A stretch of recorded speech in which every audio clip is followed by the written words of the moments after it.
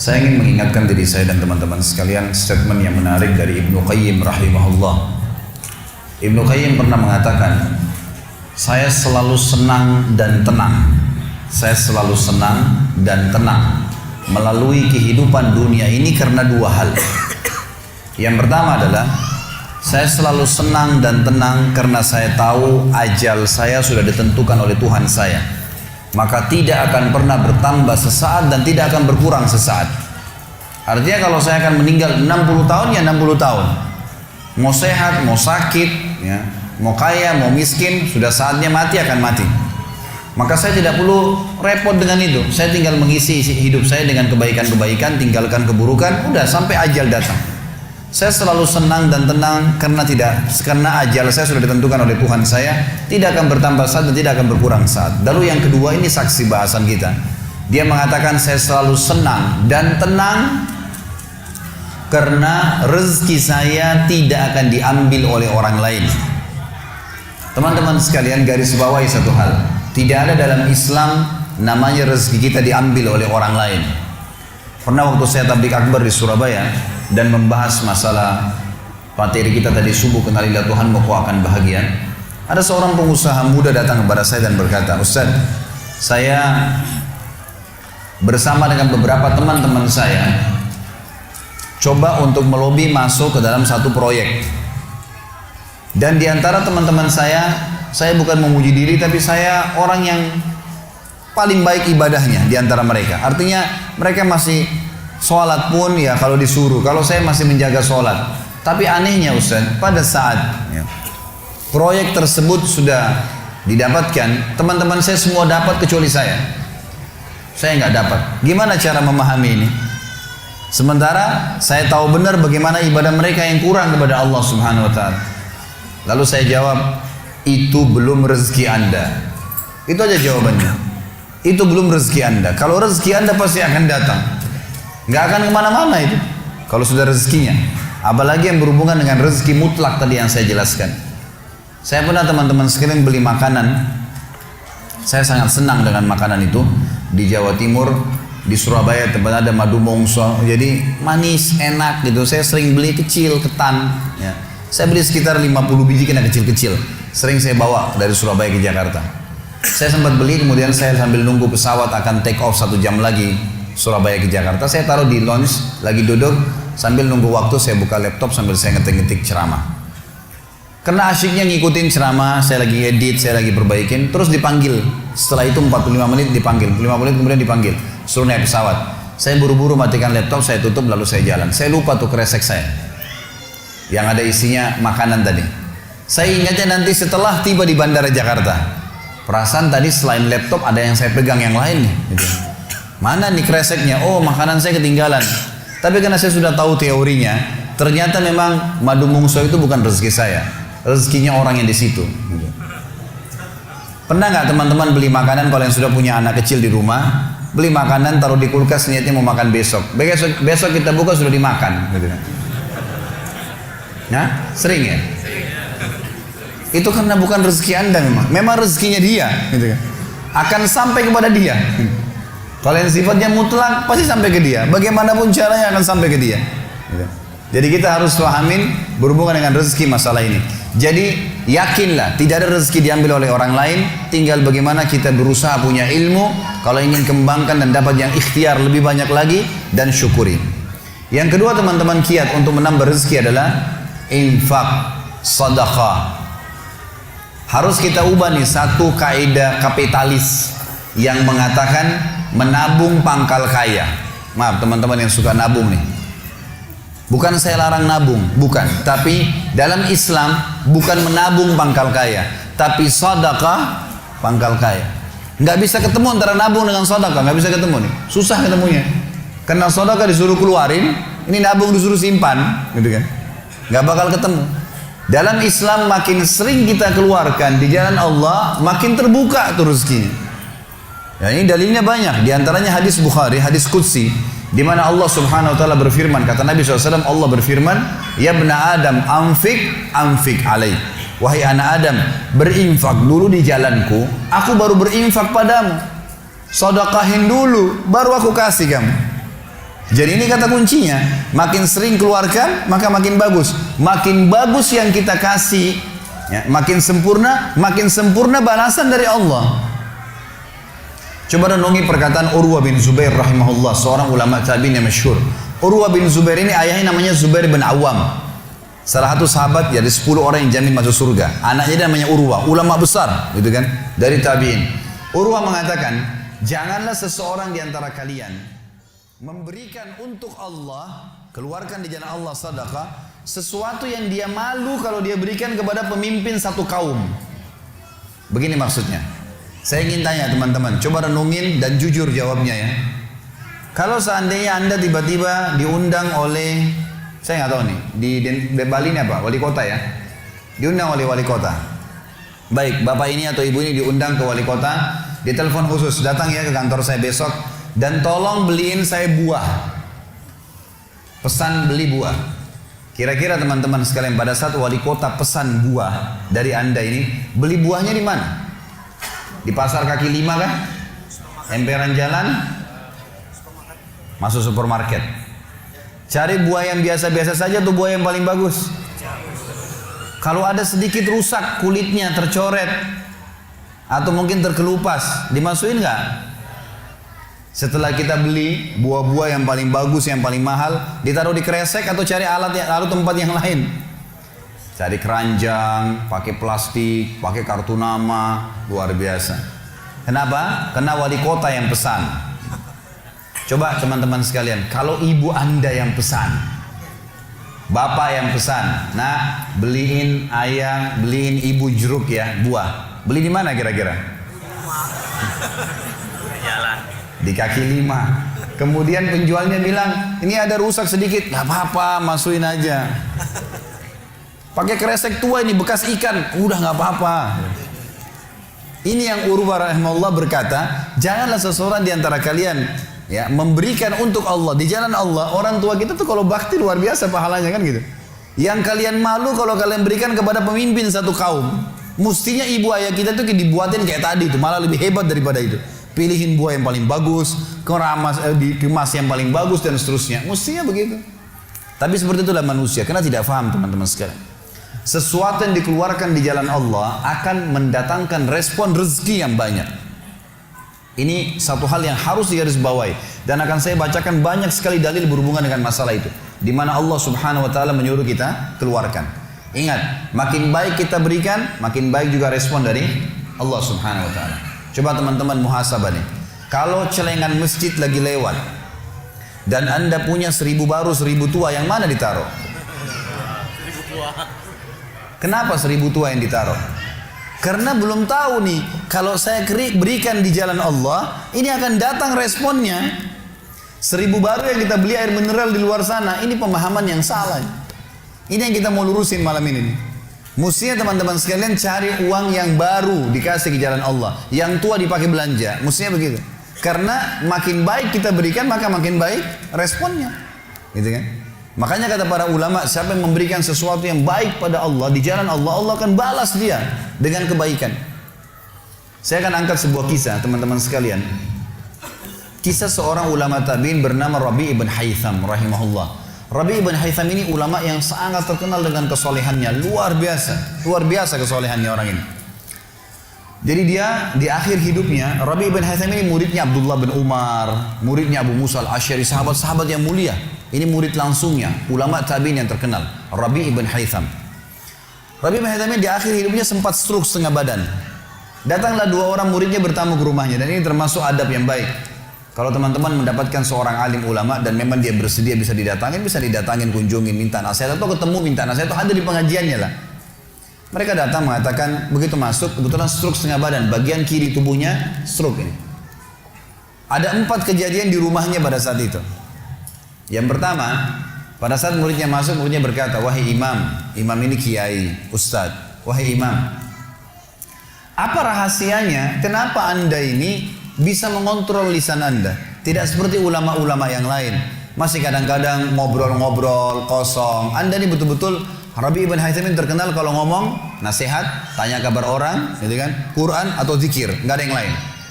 Ini itu saja 4 tuh dari lisannya, nggak ada yang lain, luar biasa. Kalau bukan nasihat orang, tanya kabarnya orang lain, gitu kan? Apa kebutuhan mereka? Kemudian berzikir atau baca Quran. Gitu. Ini masuk dalamnya zikir adalah doa. Maka dikatakan apa sih, murid-muridnya bilang apa rahasianya Anda melakukan seperti ini? Dan ini saya sempat angkat di khutbah Jumat kita kemarin potongan kisah ini.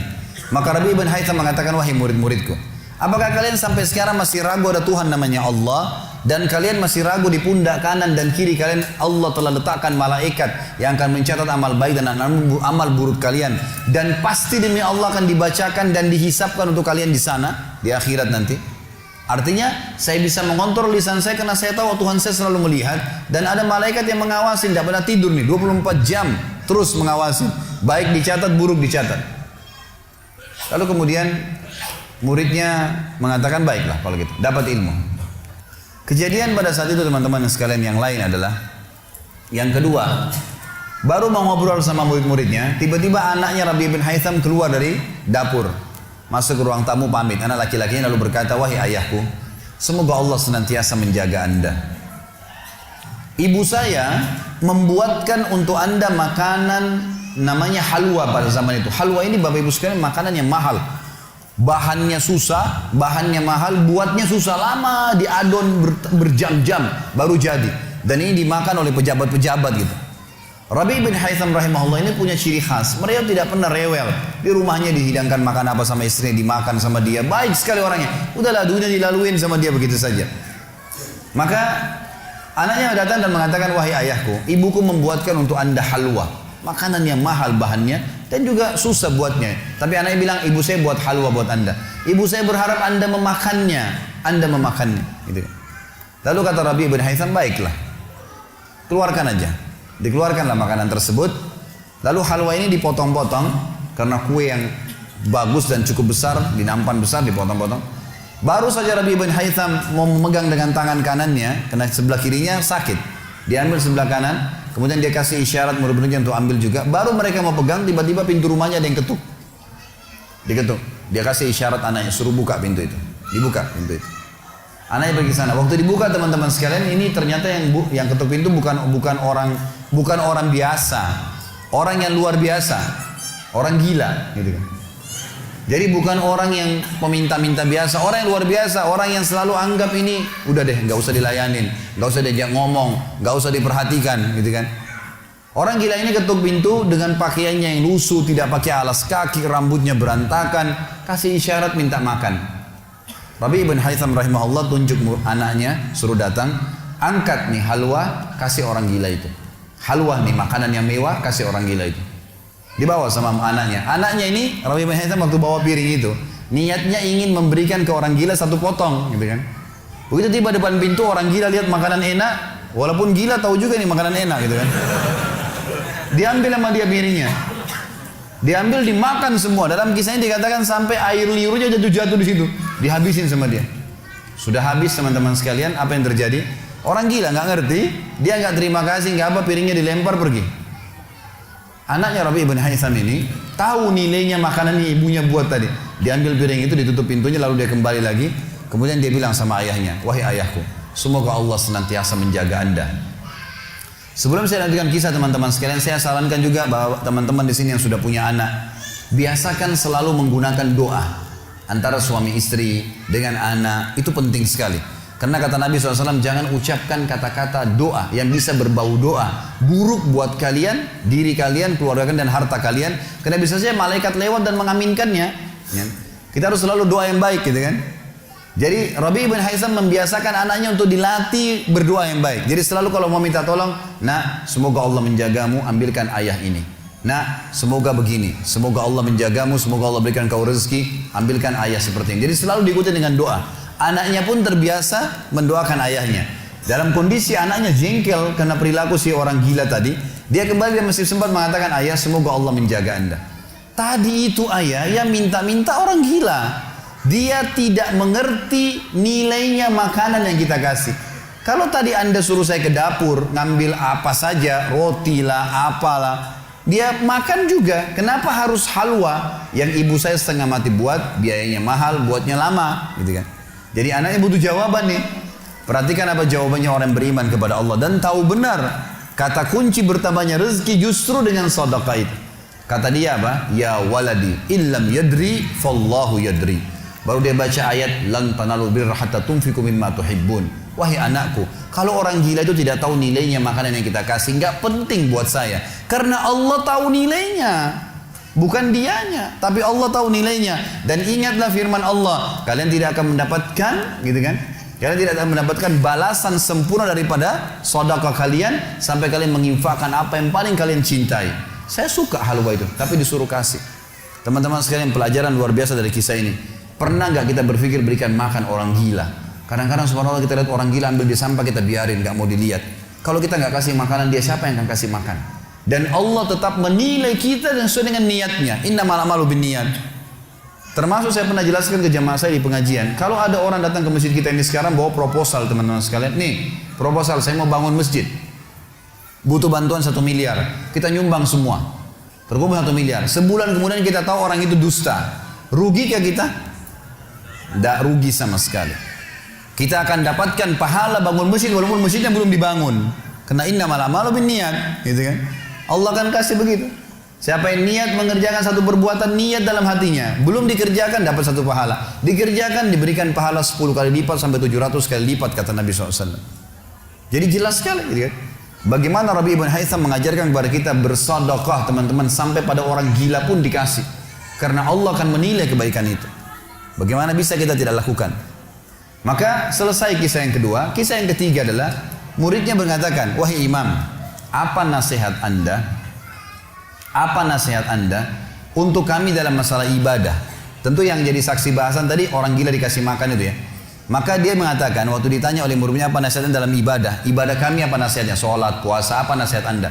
Maka beliau mengatakan alaikum bil asrar. Rahasiakan amal soleh kalian. Jangan ceritakan sama siapapun.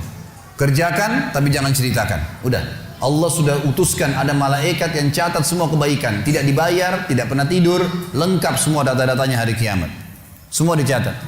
Rahasiakan amal soleh kalian. Jangan ceritakan sama siapapun. Jangan buka sama siapapun. Baik. Lalu kejadian terakhir di rumahnya adalah teman-teman sekalian. Waktu itu terdengar azan duhur. Stroke setengah badannya. Lalu Rabi ibn Haytham ini saya sekarang berikan motivasi kepada teman-teman yang masih malas sholat di masjid. Rumah Allah harus didatangi teman-teman sekalian. Fadilahnya sangat besar. Kata Nabi SAW, setiap orang ke masjid, setiap langkahnya mengangkat derajatnya 1 langkah, yang 1 langkah mengampuni dosanya. Setiap ke masjid, dapat 1 istana di surga, dan pulang dari masjid 1 istana lagi. Hadis sahih semua menjelaskan masalah ini. Gitu kan? Belum fadilah sholat berjamaahnya, belum terbangun ukhuwah, belum dan seterusnya. Belum lagi hadis Nabi SAW, siapa yang tidak kehilangan takbiratul ihram pertama imam selama 40 hari, dia akan akan diselamatkan dari sifat kemunafikan. Banyak fadilahnya. Rabi bin Haytham rahimahullah stroke setengah badan teman-teman sekalian. Lalu dia dengar azan duhur, dia kasih isyarat anaknya sudah tahu, suruh datang. Anaknya lalu menopang tubuhnya dia yang sebelah kanan. Minta diantar ke masjid. Stroke setengah badan dan sudah sangat tua.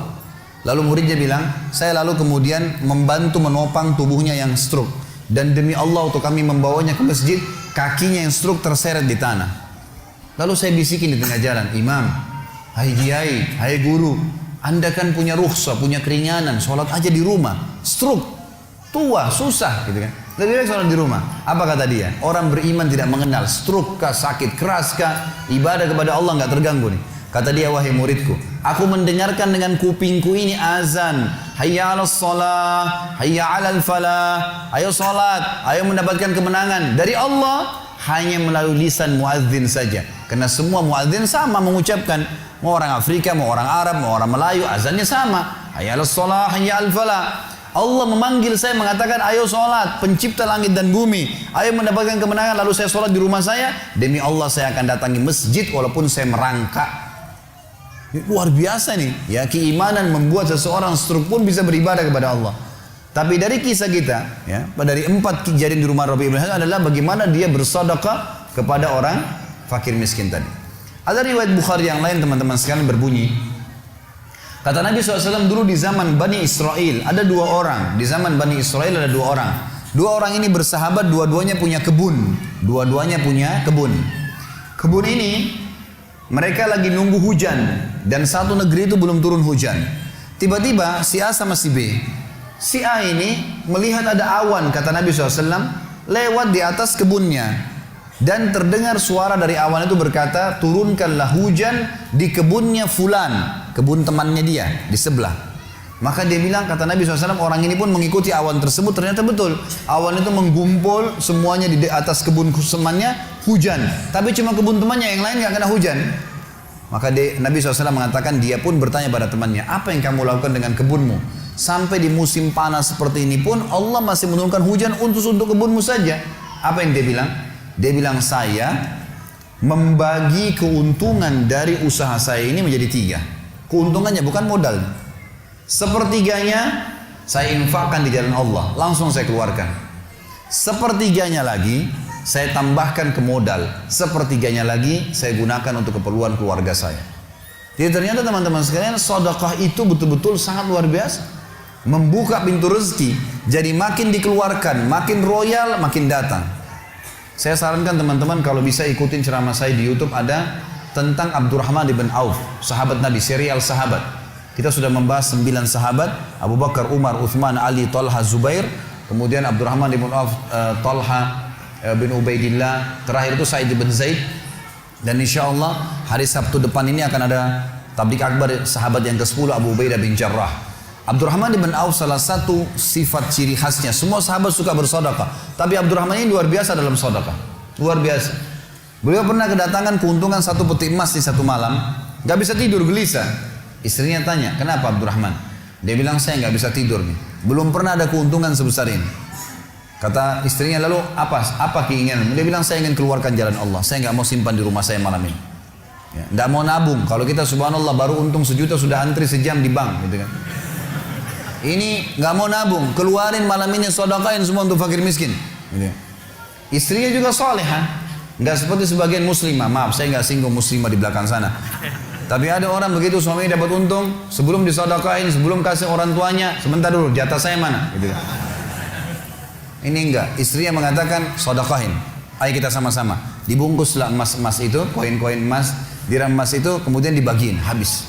Subhanallah, karena ikhlasnya mensedekahkan semua keuntungan malam itu, besok dalam riwayat saya dikatakan datang 2 peti keuntungan dengan produk yang sama. 2 peti emas dikeluarin sama Abdurrahman, 2 peti emas. Hari ketiga datang 3 peti keuntungan. Dikeluarkan hari keempat datang 4 peti. Begitu terus sampai Abdurrahman memiliki sebuah gudang penuh dengan emas. Waktu Abdurrahman radhiyallahu anhu meninggal dunia, waktu mau dibagi warisannya, itu emas-emasnya saking sudah ditumpuk-tumpuk sampai melengket satu sama yang lain. Waktu mau dipisahin dibagi, itu harus pakai kampak, dan yang mengkampak itu tangannya sampai memar, luka. Gitu. Saking banyaknya, selalu sedekah. Setiap hari beli 33 budak dibebasin. Setiap hari beli budak bebasin. Setiap hari datangkan 30 kafilah, ya 30 ekor unta untuk diparkir, ditaruh di tengah-tengah jalan, di tengah-tengah jalan Madinah. Lalu pegawainya berteriak, Abdurrahman membagi-bagi buat kalian, silakan, semua ambil kebutuhannya. Luar biasa gitu. Kita subhanallah kadang-kadang bersedekah, kalau orang datang itu pun masih perhitungan, gitu kan. Ini enggak sengaja cari orang yang butuh lalu dikasih. Maka lihat bagaimana mereka memahami tentang masalah sedekah ini, teman-teman sekalian. Dalam hadisnya dikatakan sedekah tutfi'u ghadabur rahman. Sedekah itu bisa meredam murkanya Allah. Keluarin, jangan ragu dengan masalah sedekah itu. Karena itu kata kunci datangnya rezeki. Mari kita dengarkan ayatnya. Yang pertama adalah surah Al-Baqarah, surah nomor 2 ayat 254. Allah Subhanahu wa taala berfirman, Al-Baqarah 254. A'udzu billahi minasyaitonir rajim. Ya ayyuhalladzina amanu, hai orang-orang yang telah beriman pada Allah, anfiku, keluarkan mimma razaqnakum, dari apa yang telah kami berikan untuk kalian rezeki, min qabli an ya'ti yaumun la bay'un fihi wala khullatun wala syafa'ah wal kafirun humudz zalimun. Sebelum datang hari nanti kalian menyesal, nggak ada lagi hari transaksi, nggak ada lagi kasih sayang, tidak ada lagi pertolongan hari kiamat. Teman-teman sekalian, maaf kalau anda punya rezeki banyak di rekening, masya Allah, bagus. Tapi usahakan selalu ada sedekahnya, karena kalau kita biarkan numpuk, kita cuma bangga di angka tulisan, di print bukunya, oh iya banyak ya, 2 miliar, 10 miliar, kita cuma bangga dengan angka. Apa yang mau dibanggain? Pada saat antum meninggal, kalau antum tidak sedekahkan teman-teman sekalian, tidak punya masjid yang dibangun, nggak punya kegiatan amal jariah, nggak pernah punya sesuatu buat dia infakkan sebenarnya, gitu kan? Maka pastikan orang seperti ini akan menyesal pada saat meninggal. Coba ya saya sedekahin dulu. Makanya kata Nabi SAW, hartamu yang sebenarnya, harta yang kau sedekahkan selama kau hidup, itu harta sebenarnya. Dan harta yang bukan sebenarnya yang kau habiskan beli makanan dan pakaian. Habis semua. Yang kau sedekahin. Seorang ulama salaf dulu pernah ditanya, setiap dia dapat keuntungan selalu sedekahin, dapat keuntungan selalu sedekahin, selalu sedekahin. Dipakai untuk kebutuhan keluarganya, sisanya sedekah, sisanya sedekah. Nggak ditabung sama dia, dihabisin. Maka pada saat ya ada teman-temannya kumpul di rumahnya lalu berkata, wahai fulan, apa kok nggak sayang hasil kerimatmu? Bukannya ditabung malah dikeluarin terus. Kok nggak sayang sama hartamu tuh? Kata dia apa? Justru saya sayang sama harta saya. Karena saya sayang jadi saya mau bawa harta saya sampai di akhirat. Ini sedekah saya bawa sampai di akhirat. Kalau saya simpan di sini saya cuma tabung untuk dunia saja. Gitu. Jadi lihat bagaimana mereka memahami tentang masalah sedekah itu. Kemudian dikatakan dan orang-orang kafir mereka lah orang-orang yang zalim. Mereka tidak mau sedekah, maka mereka zalim sebenarnya. Kemudian surah Ibrahim, surah nomor 14 ayat 31 sampai 34. Allah Subhanahu wa taala berfirman, A'udzubillahi minasyaitonirrajim, "Qul li'ibadiyalladzina amanu."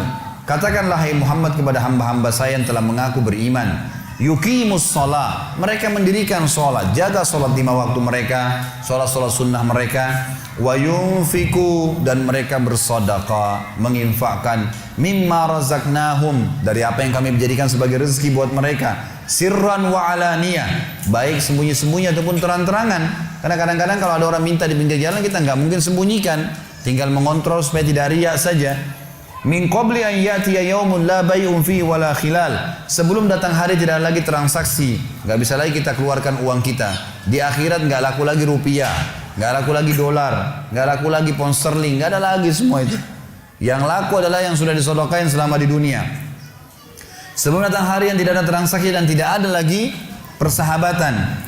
Allahul ladzi khalaqas samawati wal ard, yang menyuruh kalian sholat tadi dan menginfakkan apa yang kalian telah diberikan adalah Allah yang telah menciptakan seluruh langit dan bumi. Wa anzala minas sama'i ma'a, dan telah menurunkan dari langit air. Fa akhraja bihi minas samarati rizqan lakum, lalu dengan air hujan itu dia tumbuhkan buah-buahan sehingga kalian bisa menjadikannya sebagai rezeki kalian, menutupi kebutuhan kalian.